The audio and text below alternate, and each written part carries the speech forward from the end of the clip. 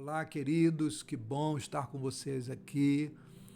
Como havia prometido, a nossa aula gravada, nós não queremos atrasar aí a nossa grade curricular, não é? Nós temos aí um cronograma para seguir e eu resolvi, então, como o nosso tema é muito grande, né? Muito extenso, eu resolvi gravar essa última aula aqui.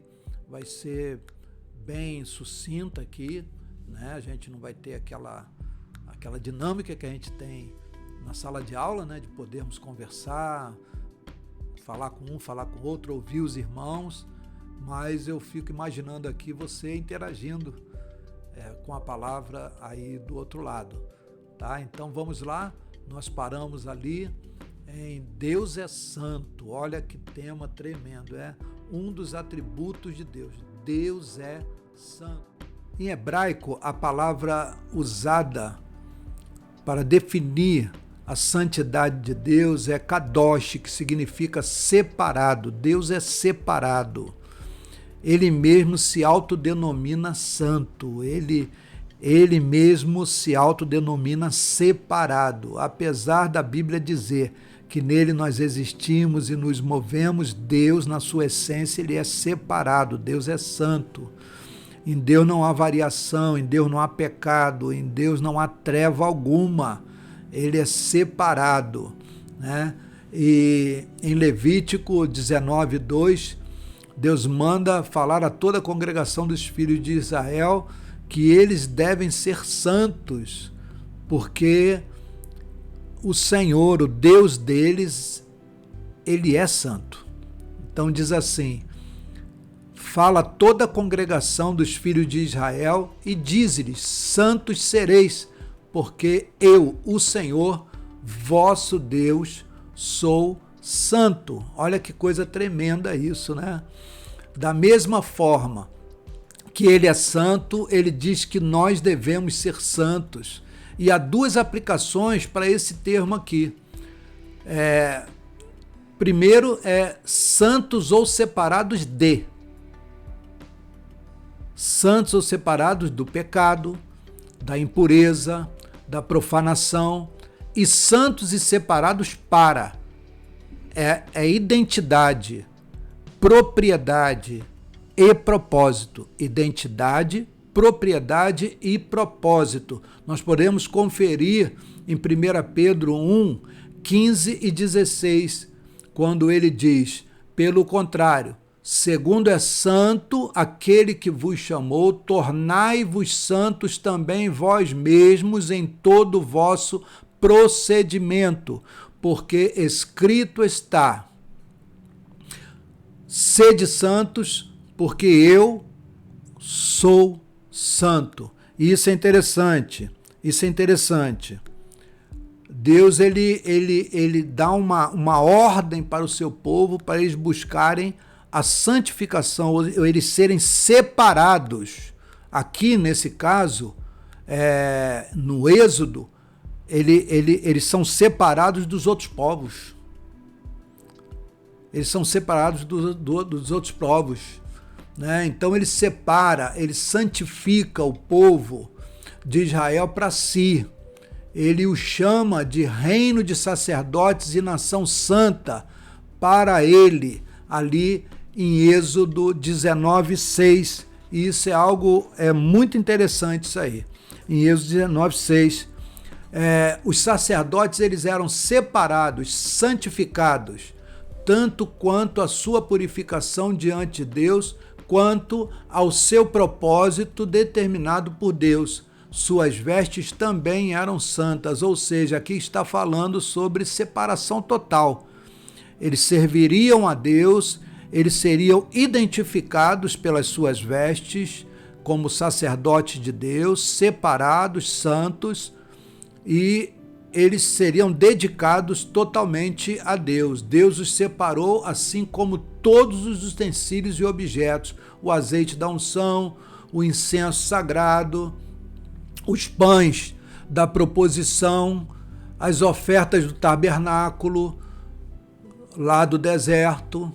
Olha que coisa tremenda, elas foram santificadas, eles foram separados para refletir a santidade de Deus e para o seu serviço. Êxodo 29, 33, 34, 37, 43 e 44. Também Êxodo 30, versículos 31, 32 e 37. E também Levítico 24, de 5 até 9. Você deve ler esses textos, eu não tenho como ler aqui para não ficar muito extensa a nossa aula, mas você deve investigar, você deve ler esses textos para que você possa se aprofundar no tema. Amém? Faça isso porque isso será de grande proveito para você aí nesse tema que nós estamos tratando agora. Arão foi separado como sumo sacerdote, por isso em sua testa deveria usar uma lâmina de ouro puro com as palavras: santidade ao Senhor. Está registrado em Êxodo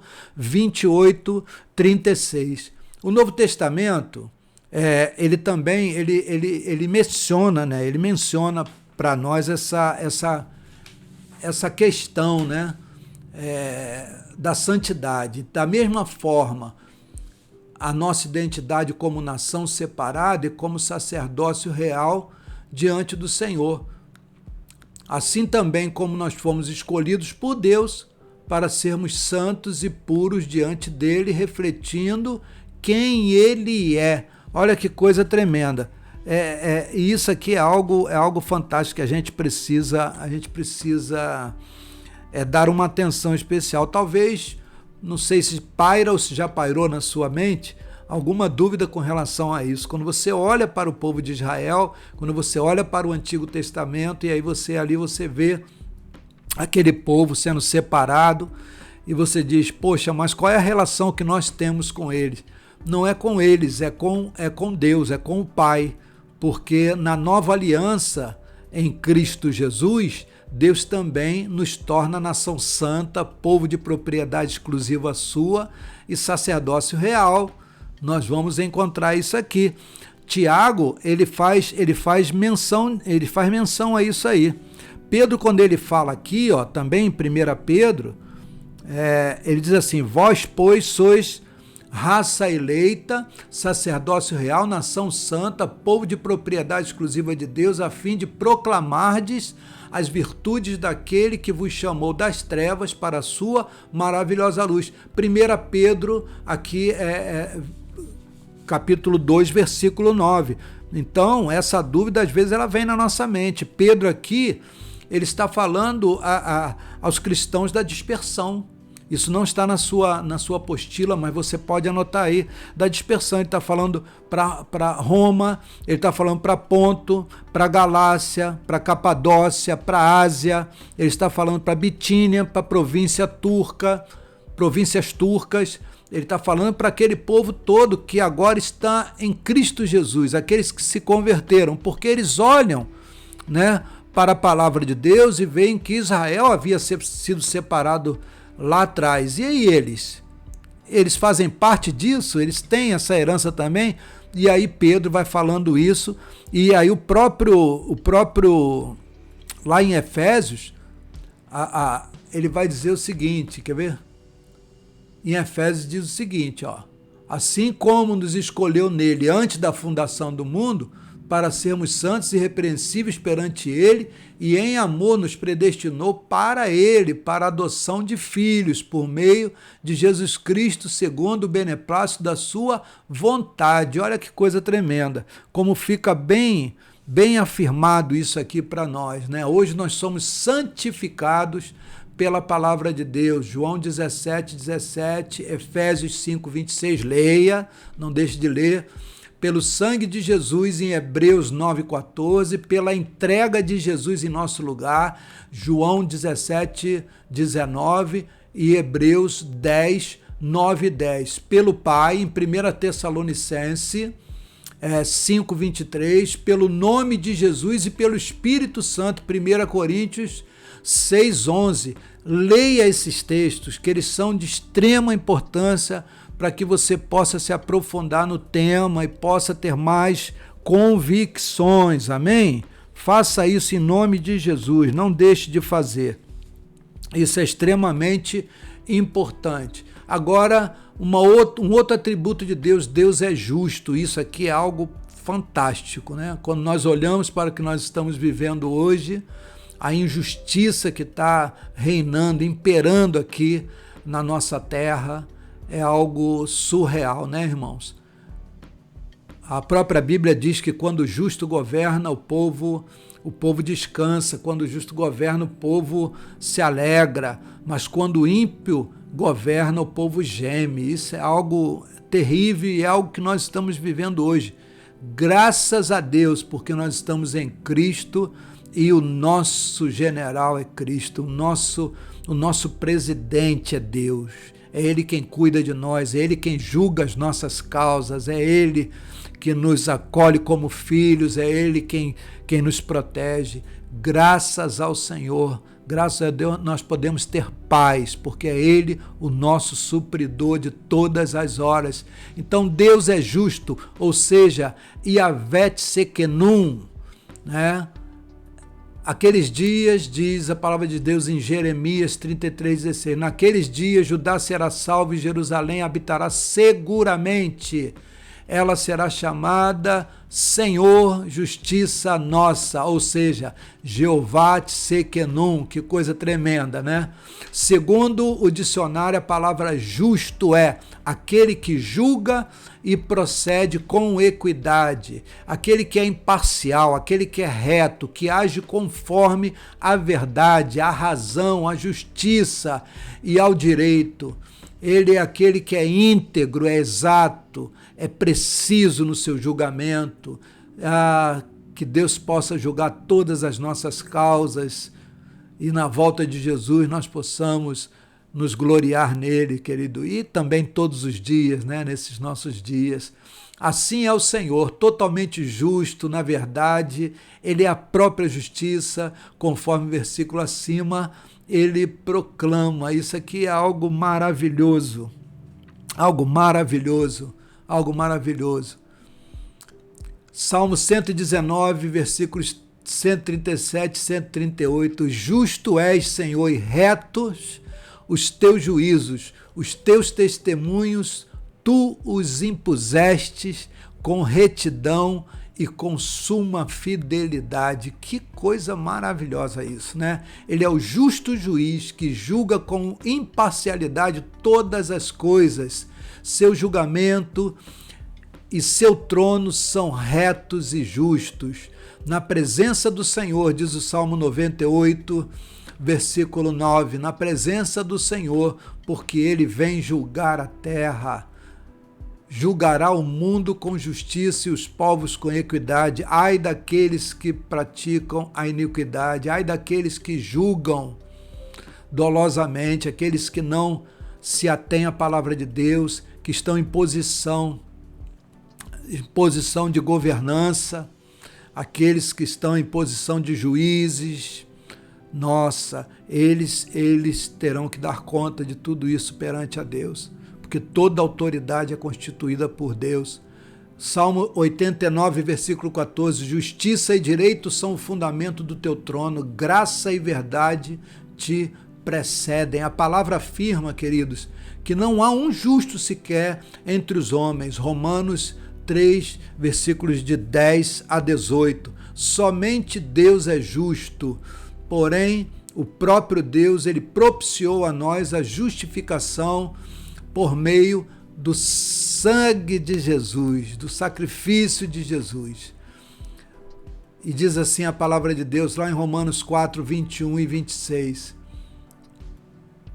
Mas agora, sem lei, se manifestou a justiça de Deus, testemunhada pela lei e pelos profetas, justiça de Deus mediante a fé em Jesus Cristo, para todos e sobre todos os que creem, porque não há distinção, pois todos pecaram e carecem da glória de Deus, sendo justificados gratuitamente por sua graça, mediante a redenção que há em Cristo Jesus, a quem Deus propôs no seu sangue como propiciação mediante a fé, para manifestar a justiça por ter Deus, na sua tolerância, deixado impunes os pecados anteriormente cometidos, tendo em vista a manifestação da sua justiça no tempo presente, para ele mesmo ser justo e justificador daquele que tem fé em Jesus Cristo. Temos um outro atributo de Deus, que esse também é tremendo. Deus, ele é Pai. Que coisa tremenda isso. Nós precisamos atentar para isso. Deus é Pai. Olha o que diz o texto de Isaías 63:16. Mas tu és nosso Pai, ainda que Abraão não nos conhece e Israel não nos conhece, tu, ó Senhor, é nosso Pai, nosso Redentor é o teu nome desde a antiguidade, desde a criação do homem. Deus, ele desejou ter um relacionamento íntimo, como de um pai com seus filhos. E, infelizmente, como nós veremos mais adiante, o homem falhou e quebrou esta aliança no passado. Mesmo assim, a natureza paterna de Deus, ela não mudou. E ele buscou reatar este relacionamento com a humanidade. E ele escolheu Abraão e a partir dele ele fez nascer um povo, Israel, que ele escolheu para ser o seu filho. Êxodo 4:22, dirás a Faraó, assim diz o Senhor, Israel é meu filho, meu primogênito. E isso aí, queridos, pesou sobre a vida do Egito, tá? Porque Deus cuidou de Israel como pai. Você viu o que aconteceu na travessia do Mar Vermelho. Ai daquele que toca nos filhos de Deus, né? Ele tentou segurá-los lá, tentou aprisioná-los e Deus desceu com mão forte e os libertou e fez um estrago. Deus vela pela sua vida, tá? Valorize isso. Siga os princípios da palavra. Esteja aliançado com Deus por meio de Cristo Jesus. Nós falamos ali agora o de e para, né? Para sermos filhos irrepreensíveis também. A Bíblia afirma que ele é o pai dos órfãos. Olha que coisa tremenda. Pai de órfãos e juiz de viúvas é Deus no seu lugar santo. Salmo 68, versículo 5. Isso aqui é tremendo, porque isso aqui é tremendo, porque isso é lei, né? É a lei de Deus. Ele, lá em Deuteronômio 24, 17 e 18, ele determina isso, que eles deveriam cuidar dos órfãos e das viúvas. E ali no Salmo ele se refere a isso mais uma vez. E é interessante que para nós, a igreja, também fica essa determinação. E aqui do Salmo 68, 5. É interessante isso, porque Tiago ele também fala isso, em Tiago 1, 27. Que a verdadeira religião é cuidar dos órfãos e das viúvas, assistir as viúvas nas suas necessidades. Então, Jesus ele deixa para nós um modelo também que nós devemos seguir, tá? Isso é interessante aqui. É interessante também nós observarmos a oração do Pai Nosso, né? Jesus, ele lá em Mateus, capítulo 6, versículos de 9 a 3, você vai ver a oração do Pai Nosso. E os discípulos perguntam a ele, Senhor, como nós devemos orar? E ele já começa a oração do Pai Nosso, ensinando a eles a chamar Deus de Pai. E a oração do Pai Nosso, ela começa exatamente assim, Pai Nosso que estás nos céus. Olha que coisa tremenda, Deus é Pai de todos aqueles que estão em Cristo Jesus. Ele é o caminho, a verdade e a vida, e ninguém vem ao Pai se não for por Ele. Então, por meio de Cristo Jesus, você tem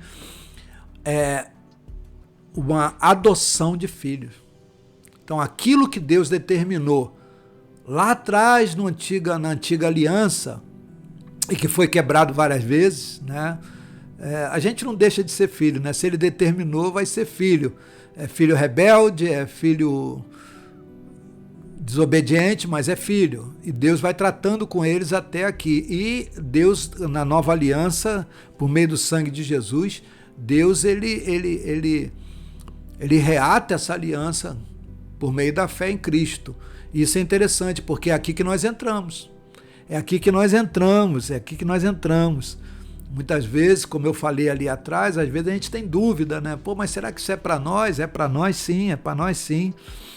Olha o que diz Efésios 4:6. Olha que coisa tremenda aqui. É muito tremendo isso aqui. Efésios 4:6. Um só Pai, um só Deus e Pai de todos, o qual é sobre todos, age por meio de todos e está em todos. Que coisa tremenda, né?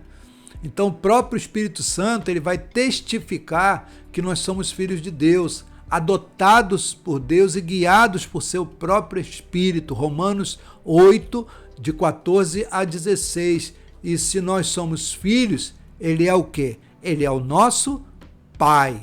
Que coisa tremenda. Aqui nós vamos encerrar. Eu peço a você que você leia esses textos que nós não lemos aqui. Eu quero agradecer a você agora por ter estado comigo todos esses dias aí. Nós estivemos juntos ali na sala e eu gostaria muito de ter tido mais esse momento com vocês, mas infelizmente nós temos que cumprir a nossa grade dentro de um cronograma, porque senão a gente atrasa também os outros professores, né? E o nosso período. Então, eu quero agradecer muito a você, foi maravilhoso estar com cada um ali naquela sala, vocês me alegraram demais, uma turma maravilhosa, e nós aprendemos juntos, né? Porque nós aprendemos juntos ali todos os dias. Então, que Deus te abençoe, que você possa partir agora para esse segundo período aí. A Kelly vai estar com vocês aí, ministrando também. Eu creio que vai ser muito maravilhoso, não tenho dúvida disso, que será para o crescimento da sua vida espiritual. Então esteja presente, lembrando a você que a gente faz tudo com muito carinho, né, com muito zelo, e abrimos mão de muitas coisas para podermos estar com vocês ali. Então que você possa realmente crescer e glorificar a Deus por tudo isso, tá bom? Um beijo no seu coração e até a nossa próxima etapa aí, que nós vamos com certeza nos alegrar juntos mais uma vez. Que Deus te abençoe sempre, em nome de Jesus.